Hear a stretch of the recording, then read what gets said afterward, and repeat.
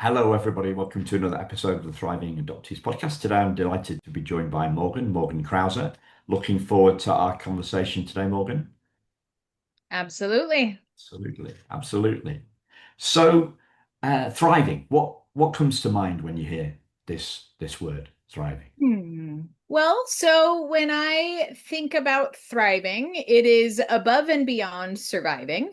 And so that sort of inherently means that, kind of basic needs are met, but also that there is space to learn and grow and develop and sort of get deeper into things.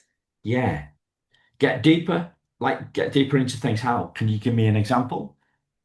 Yeah, well, so, when we think about kids, right, that like thriving is being able to join a sport or a scout troop or other things in their community and having the space, ability, and bandwidth to get into it, right? And Yeah, to make friends and to, think about, am I going to do this next year? And, am I going to do this when I get to high school and those sorts of things? And I think the same thing is true for adults, right? That like we can find hobbies or engage more deeply with our communities. yeah.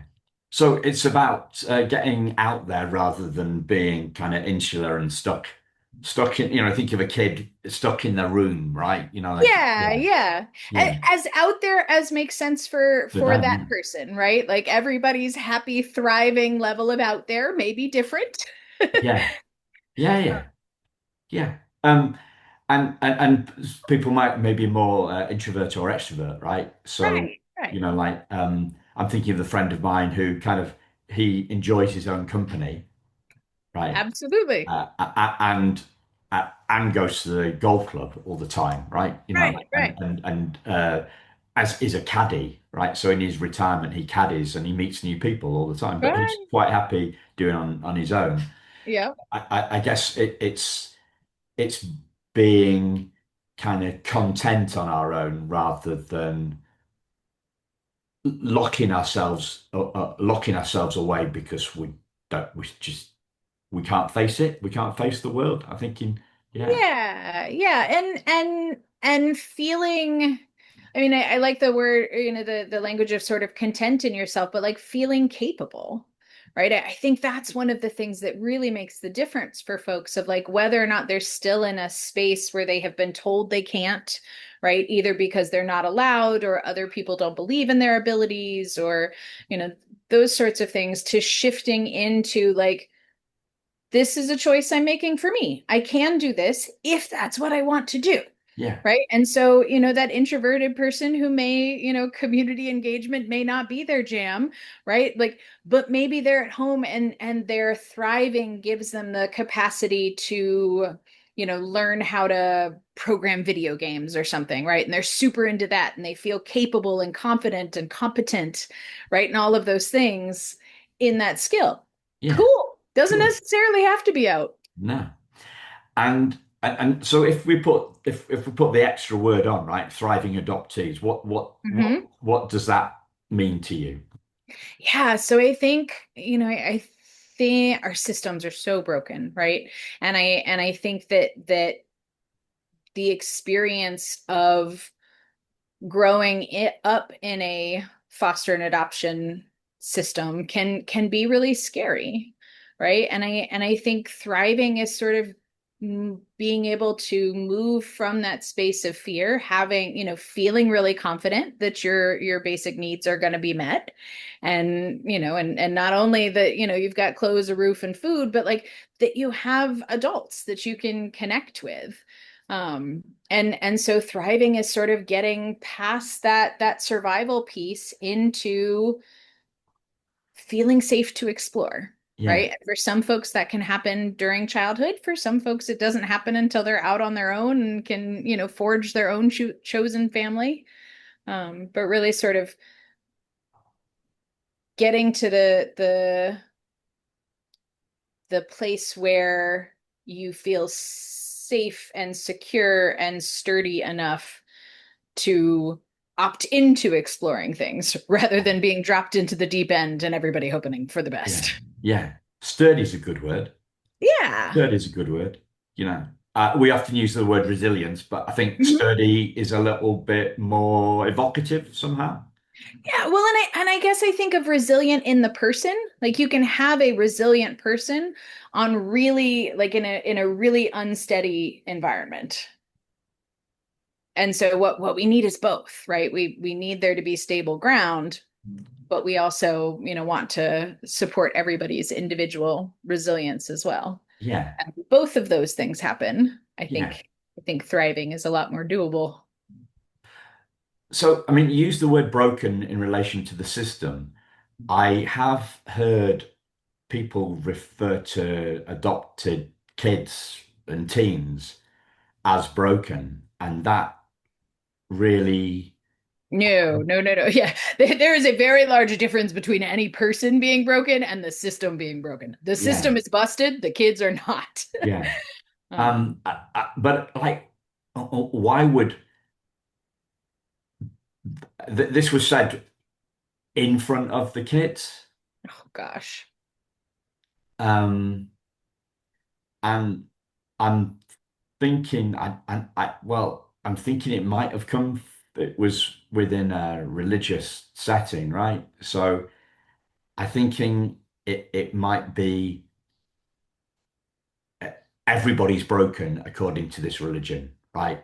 He wasn't referring to anybody like we're all broken or we're all sinners or something Mhm. on that line, which, but my reaction, my inner, my internal reaction was as shocked as as yours was, because those we take stuff in, don't we, from people in Mhm. authority, and if they tell us that we're broken,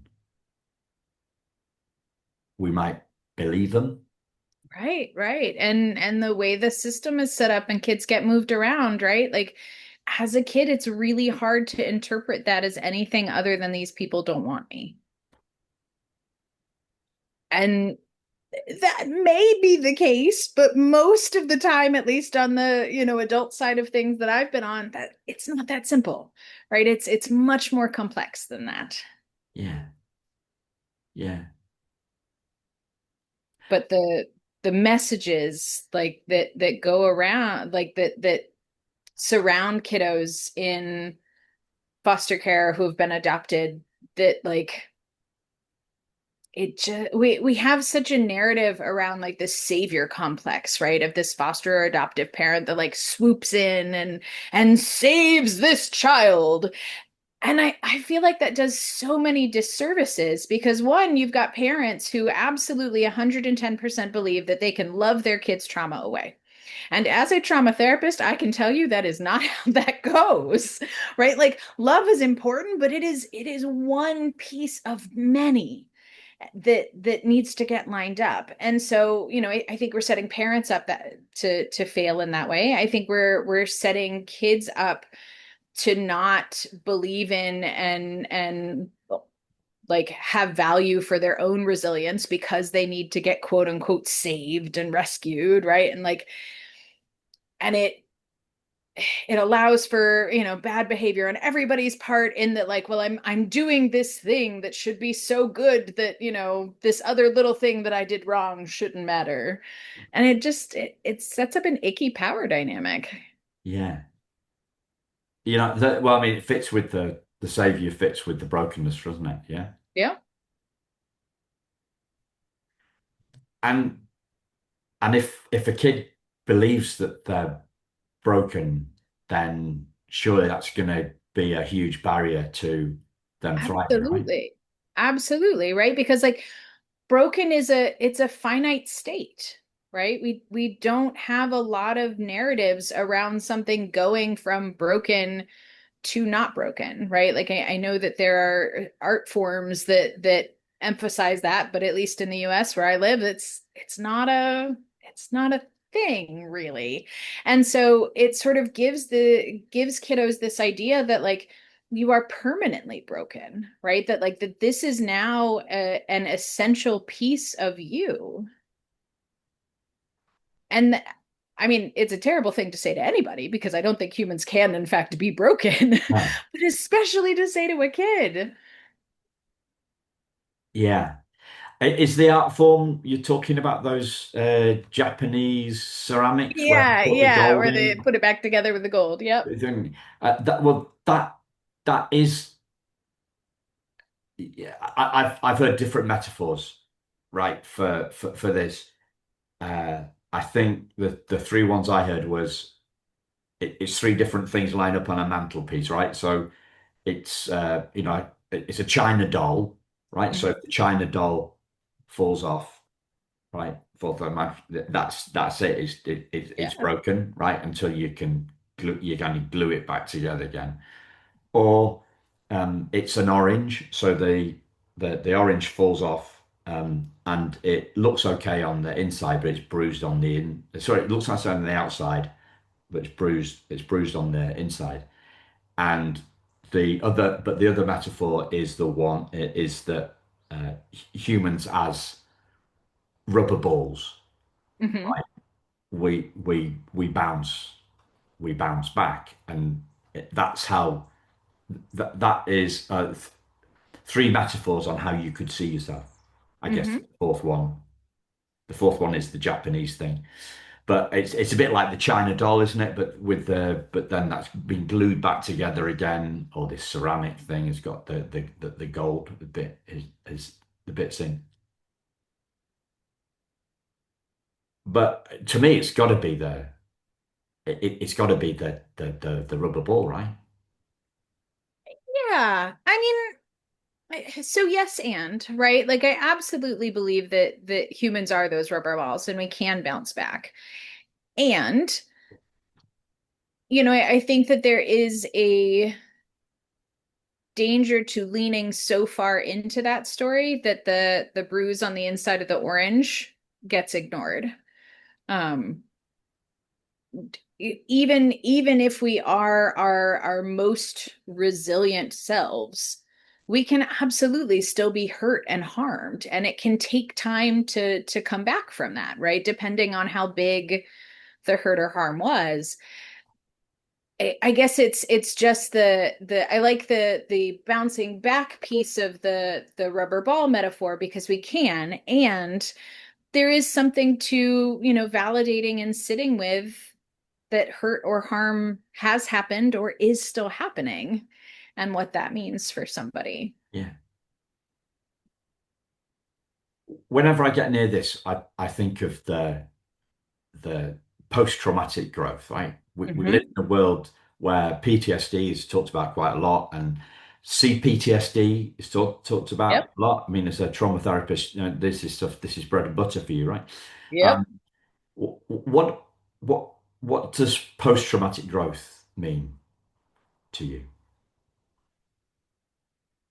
So to me, I think it's about being able to sort of find a new identity or a new piece of self that maybe you didn't have access to before.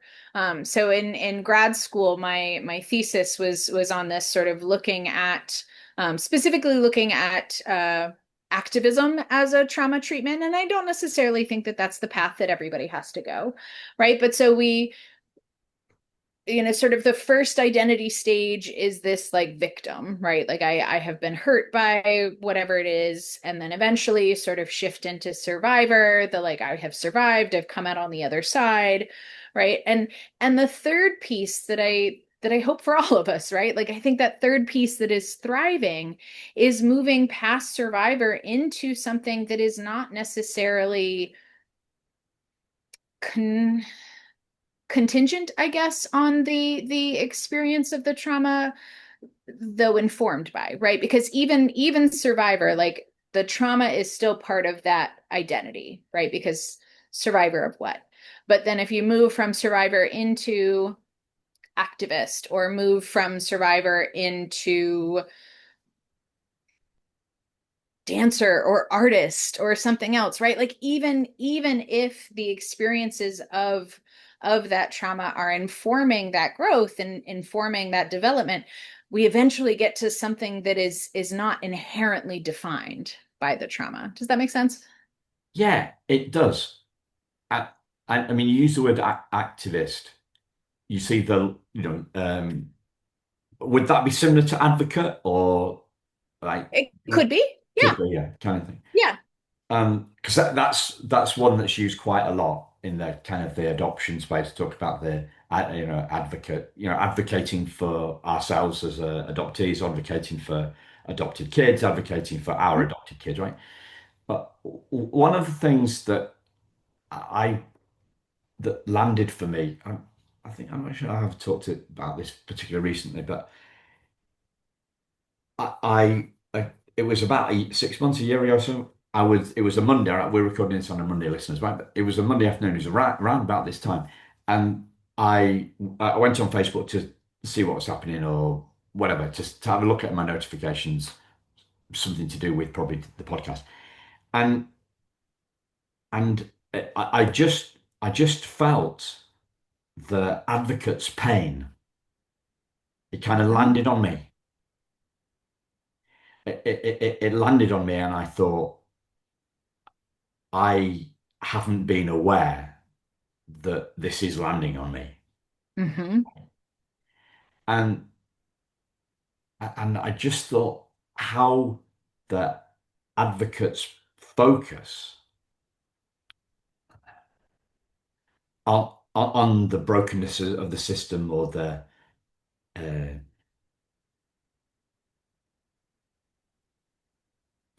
the trauma Mhm. or the whole shooting match, the whole shebang, right? I, I just thought that must be a really tough place to be, Yeah. right? Vicarious trauma is real. And and then I heard, have you heard about Bessel van der Kolk talking about this realization in Oh him? yeah. So he did he went on doing some of the hallucigenics Hmm. and realized that he had this vicarious trauma. It, Hmm. it had landed on him, and like he should know that, right? That wasn't Well, that really. I was like, this guy has been in it 50 years. yeah. And I think sometimes the being in it so long is what makes it challenging to notice, right? Because it Yeah, seeps in little by little and it's not at least for providers, and I think it's true for foster and adoptive parents as well, right? Like your kiddo comes in with the trauma they carry, and it's a little bit here, it's a little bit there, and you don't really sort of notice what's going on until you have that opportunity to sort of step outside, or somebody gives you some feedback or whatnot, where you can sort of look at the big picture and go, oh, that's what that is. I mean, I that had a very similar experience myself, earlier in this work of, I felt so out of sorts all the time, and I couldn't figure out what's going on. And eventually, in talking through it with my therapist, I realized that one of the kiddos on my caseload, like, just something about their story was getting to me in a way that I wasn't used to, right? But because it didn't like hit me like a Mack truck during session, it just sort of snuck in over the, months and months and months that I was working with her. I didn't realize what it was. yeah. One of the reasons that I'm doing the podcast is because a mentor of mine, like maybe 12 years ago, said it's hard to see the picture when we're in the frame. Yep, absolutely. So I don't know. How do we, what self-awareness stuff is there? How do we see ourselves when we're in the picture? What is it that Yeah, helps us? I think that varies for every person. I think having a good community of, folks who know what's going on with you and who know what your picture looks like may be able to help. Not to toot the paid professionals' horns, but Yeah, therapists and coaches and whatnot are sometimes helpful for that. And I think having some time to like slow down and check in with yourself periodically, right? Like you're talking about sort of that advocate strain, right? Where we're often just go go go go go, right? Like pushing to support the folks we're working with, to support the causes we're working for, right? And and so when we're constantly applying that forward moving pressure, we're not necessarily noticing the pressure in other places. And yeah, so having some opportunities to be still and quiet, or whatever still and quiet looks like for an individual, which may not actually be that still or yeah, quiet, but to like check in and see, like, how do I feel in my body? How do I feel in my relationships? How do I feel where I fit in with the world? And do those things feel right? yeah. And sometimes it's just enough to hear somebody else. Yeah, Like yeah. I kind of I it landed for me. I felt the advocate's pain, right? Mm-hmm. And then I felt it again when I heard Bessel van der Kolk talking Mm-hmm. about it. That was kind of a reminder, and then there was some grace there, Mm-hmm. right? And I'm thinking, I give him a lot? I didn't give him a lot of grace, did I? When I said he should have known this, but it's an interesting one because I mean you mentioned a therapist, and I'm wondering does Bessel van der Kolk have a therapist? Well, I guess he did in that moment, right? He must have. He Somebody was must have done. prescribing it. Somebody was taking some, yeah, he was taking some hallucinogenics or whatever it was. Yeah. What do they, whatever it was calling them. Yeah. Um, so you mentioned that you're a trauma therapist, and I haven't given you opportunity to share a little bit about, you talked about the causes that that we're working for. Hmm. Maybe that would be relevant. I should have asked you that earlier. Sorry, That's Morgan. all So right. That's can all you tell right. the listeners a little bit about that? Yeah, yeah. So the ways that I sort of plug into the adoption community are in a couple of places. So first and foremost, my family is a foster family. We have a kiddo who is not formally adopted, but is permanently part of the family. Um, and have fostered many other kiddos. So that's sort of the personal connection. Then the work connection is I run a in-home therapy program. A lot of the work we do is with foster and adoptive families. A lot of the work we do is trauma informed. And helping families to get through rough times. And then on sort of a community service, I guess, end of things. I am on the board for All Our Kids, which is a local foster and adoptive family support program. We do lots of programming for the kiddos and for families to make sure that they feel like they have a community, right? That they Yeah, have those other people who can see their picture and, kind of help give support and feedback where yeah. necessary. So And then on top of all of that, I you do got a another lot one, of, a fourth one, I do, right? I do. Yeah. I'm just so busy. Hmm. I do a lot of consulting and supervision for clinicians specifically who work with foster and adoptive families Yeah. and kiddos. Brilliant. So that begs another question then. We often talk about the fact that if we want adoptees to thrive, that their parents need to be thriving.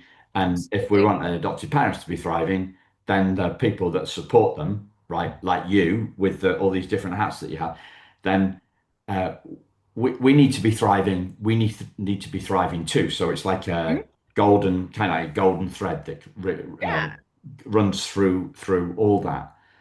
So what helps you? What helps you thrive, Morgan? What is it that what have you learned about your own stuff?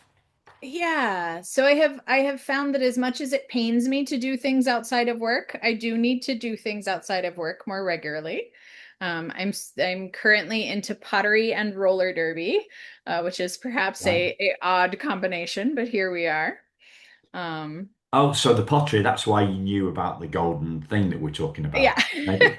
But what's roller derby?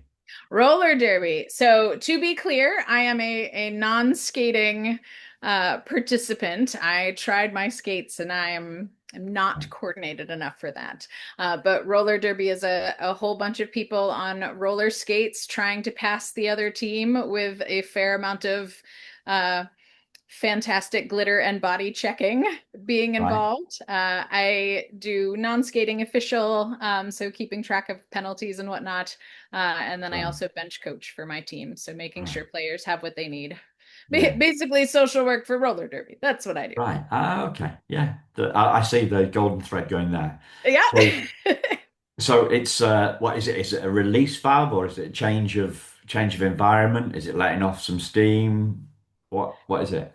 All of those. So I have really, really enjoyed the community aspect of roller derby and um, the value that's placed on the individual and the individual sort of knowing themselves and working as a team. And I mean, I remember the very first roller derby bout I went to, somebody got injured. And, of course, everybody's, oh no, what's going on? And all of the players from both teams made a circle around, that player and the medic facing out so that they had privacy, right? Because they're in the middle of an arena with all sorts of spectators. And so, like, just that, like, caring for each other in that way, and like that is a normal cultural part of that sport. I also love the sort of campy homemade aspect. Yeah. Most bouts have uh, prizes of sorts at the end, so either recognizing different efforts or most valuable players or whatnot. They're all homemade and Yeah. glitter and fun and hot Yeah. glue and Brilliant. Brilliant. What about your learnings? Uh, what are you learning? I guess you have to have you took the mention of therapist. You have to have a supervisor. Do you? I think is that right? Is that the word that people use? You have yeah. a supervisor. So what if it's not too right? If it's not too prying, what are you learning at the moment through that? What's new for you in your own learnings? Yeah, Right. so these days I'm doing much more supervision than direct clinical work. So I am more often the supervisor than the Yeah. supervisee.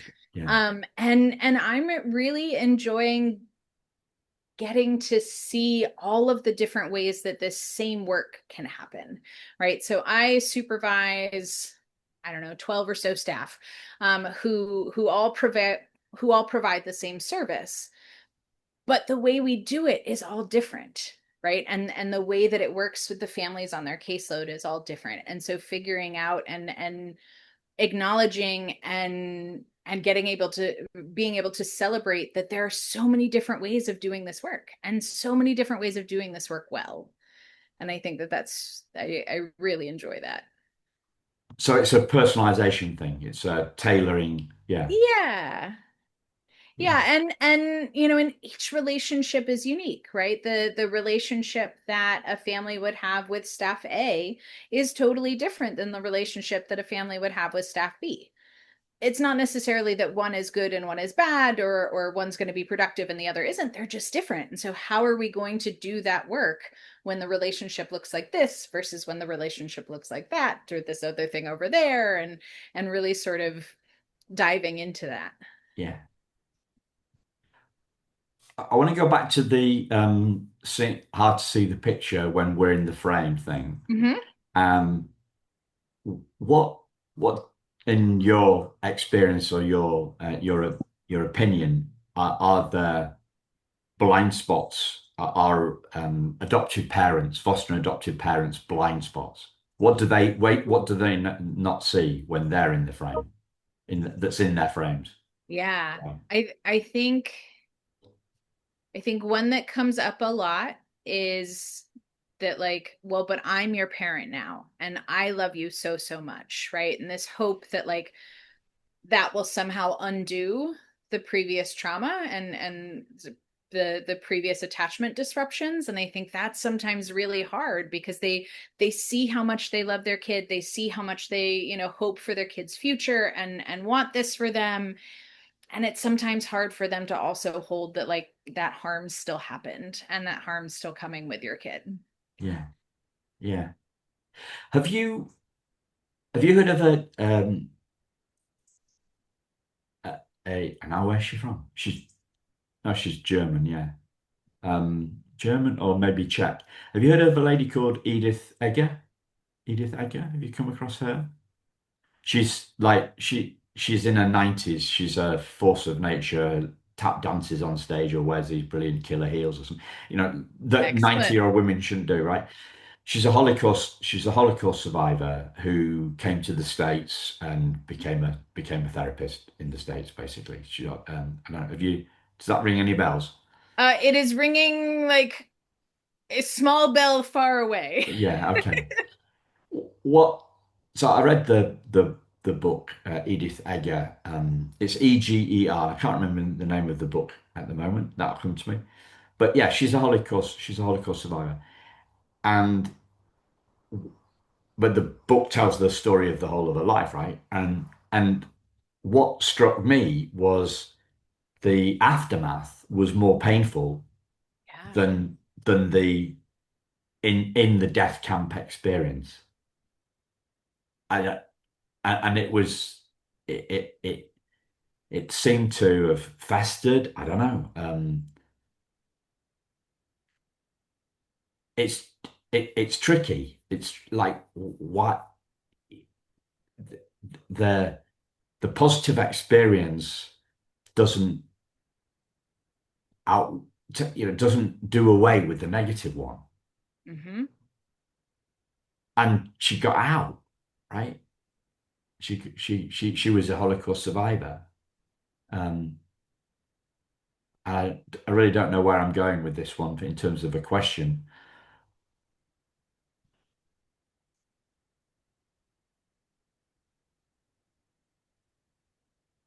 What helps adoptive parents see their blind spots?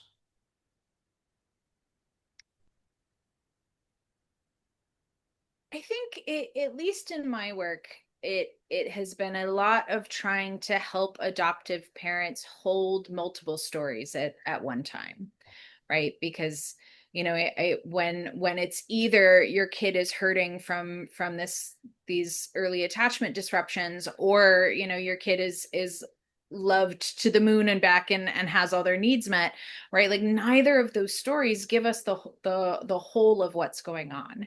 And so helping parents to hold that, like, yep, your kiddo still has those hurts, but that doesn't mean you love them any less. It doesn't mean you care for them any less. It just means that both of these things are true, right? And you were talking about sort of the trauma afterwards being the most tough, right? Like, the image that came to mind is, when the first responders show up after there has been some sort of, medical trauma, right? Well, if you broke your leg and they show up and are splinting your neck and your arms and everything, right? Like, it doesn't match the trauma you went through, right? It doesn't match the need. And I think that is often a place where, the trauma can, like, compounds on itself. Is yeah, she got out, but if she didn't have the support of other folks who had been through similar things, if she wasn't validated in that, like, yep, that sucked, right? If all she got was like, oh, aren't you so glad you're out, right? Like, well, yeah, part of me is glad, but there's this other huge part of me that was, like, really, really hurt and harmed by this experience, and I'm being asked to only show this front, right? And in some ways that also sort of connects to something that I often see that foster and adoptive parents struggle with is, there's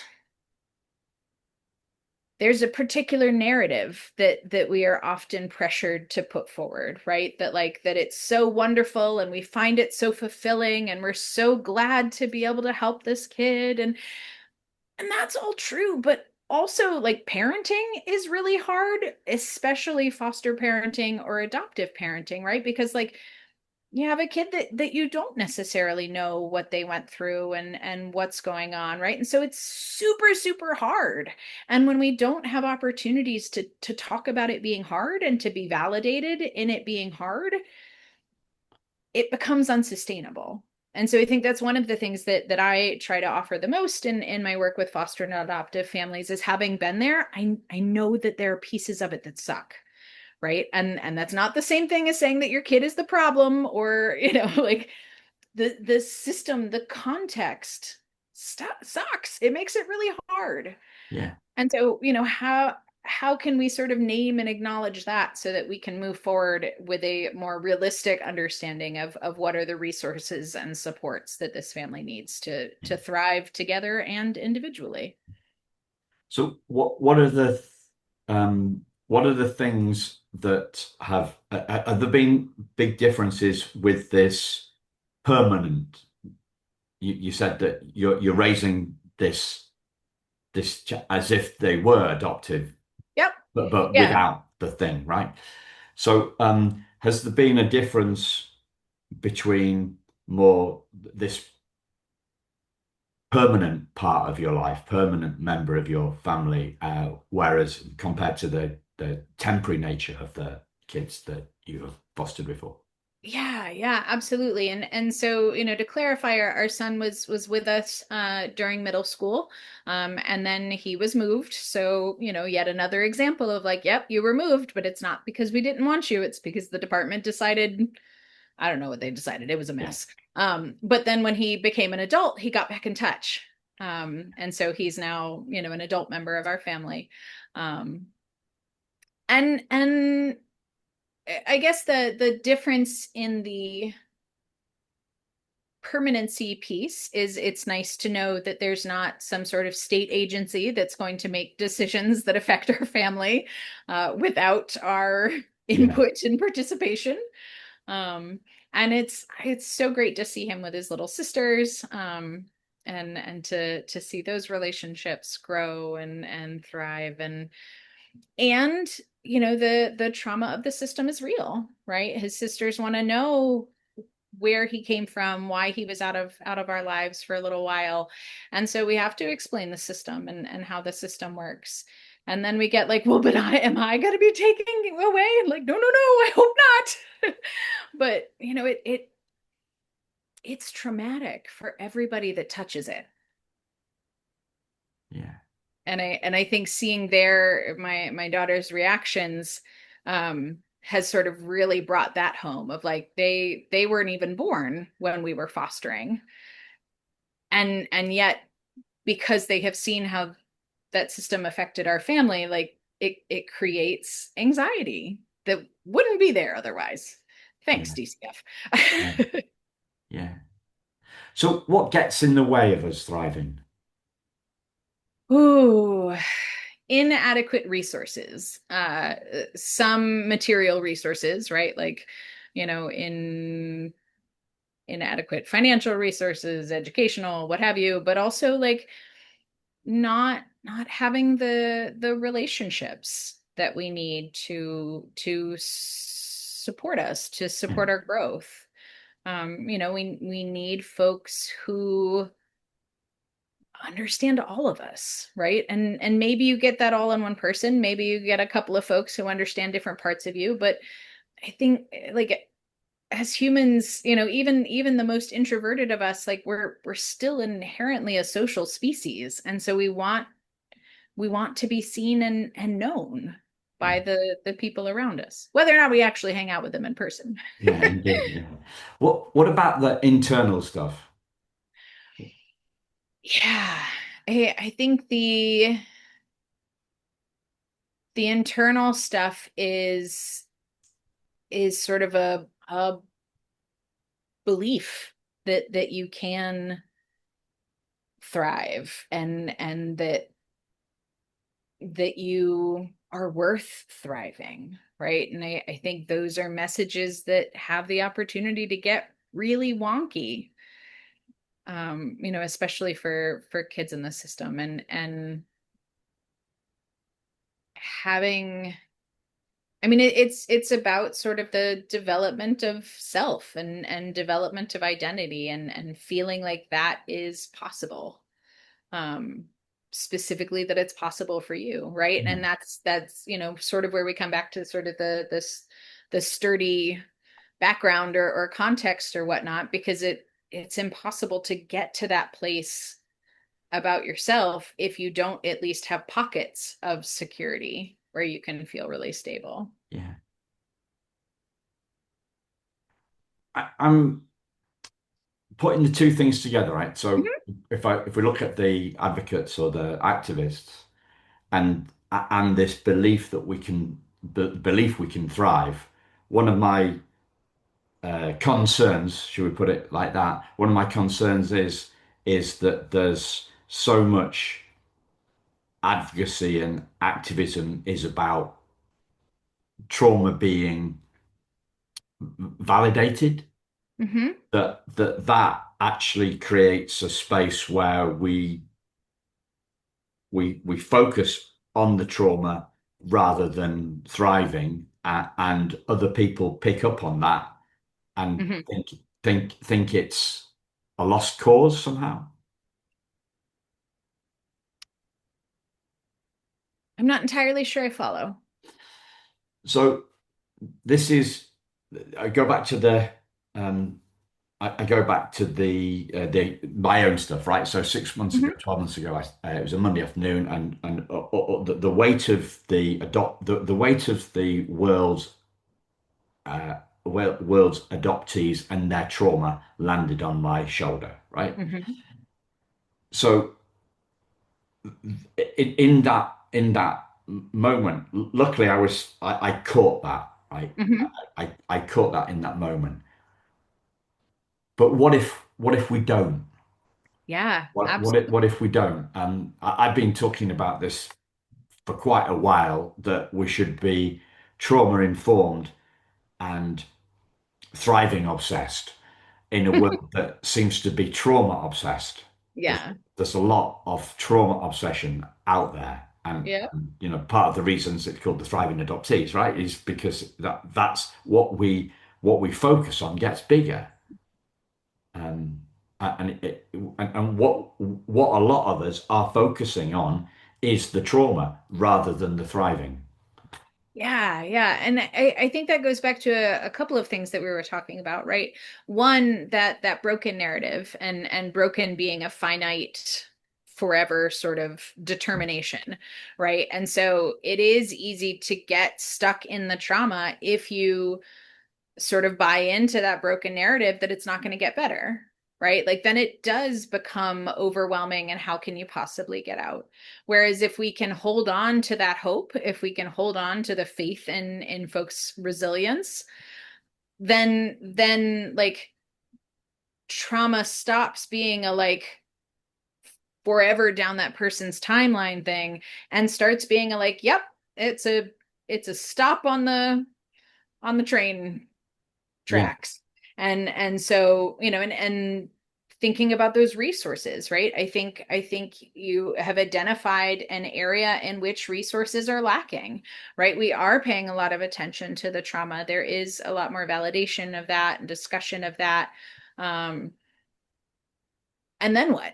Right? And then what is the resources that are missing? Is how do we create spaces for folks to move through the trauma into something else, Yeah. into that thriving. Have you heard of Peter Levine? You've heard of him? Hmm.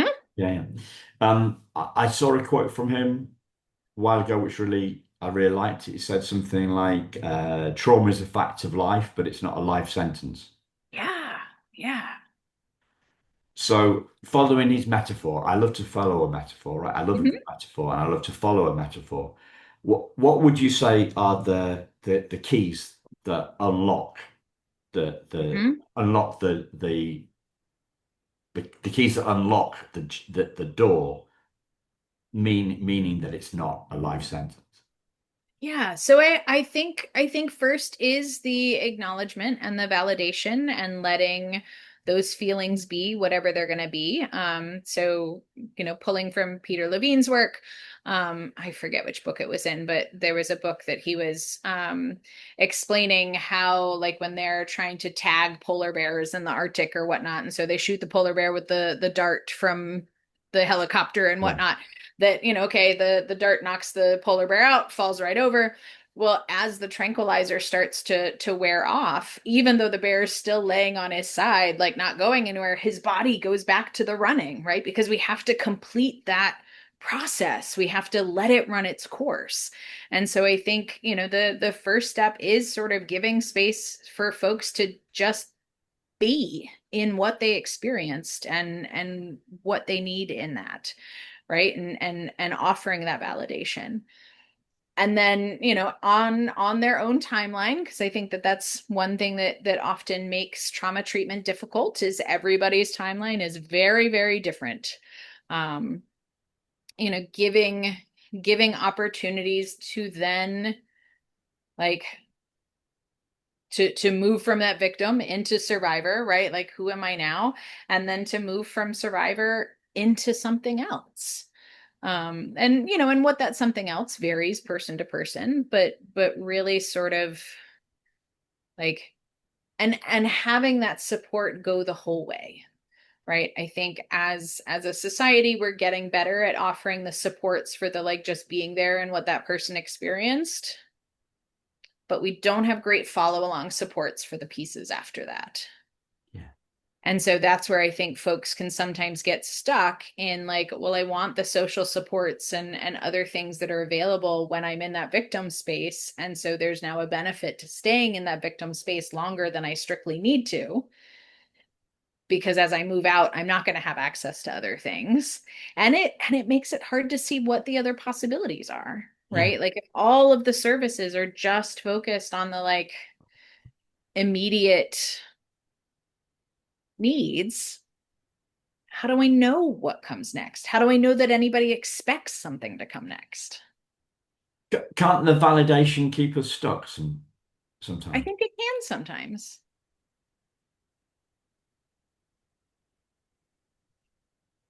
which is not to, Very. like, I think it can get people stuck. And I think the only person on the planet who could determine whether or not they're stuck because they're looking for that validation or they're just not ready to move is that individual, right? Like, nobody from the outside can determine who's in what category. No. I say there's no such thing as a second-hand insight, right? We have to see Yeah. this. We have to see Yep. this stuff for for ourselves. So it's an exploration, excavation.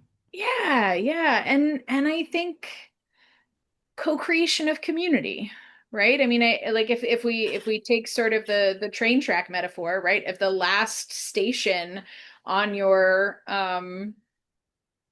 subway map is that, okay, you get support as soon as you're out of the trauma, it's hard to see that there's anything afterwards. And so building supports and communities and whatever it is we need, right? We're going to build it because we need it to offer those train stations further along the path that help folks know that there is more after that.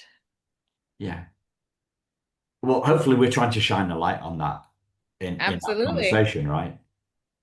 Yeah. That's the hope. So, is there anything else that you'd like to share that I've not asked you about, Morgan? Hmm.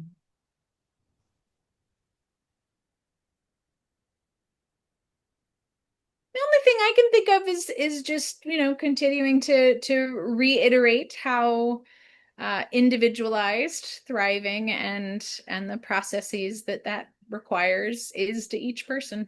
Yeah. Alas, there is no magical recipe that if you do this, do that, tap your head and turn around 3 times, you're Yeah. gonna magically be okay. Yeah. Thanks, listeners. Thanks, Morgan. Really enjoy it. Absolutely. We'll speak to you soon, listeners. Thank you. Goodbye.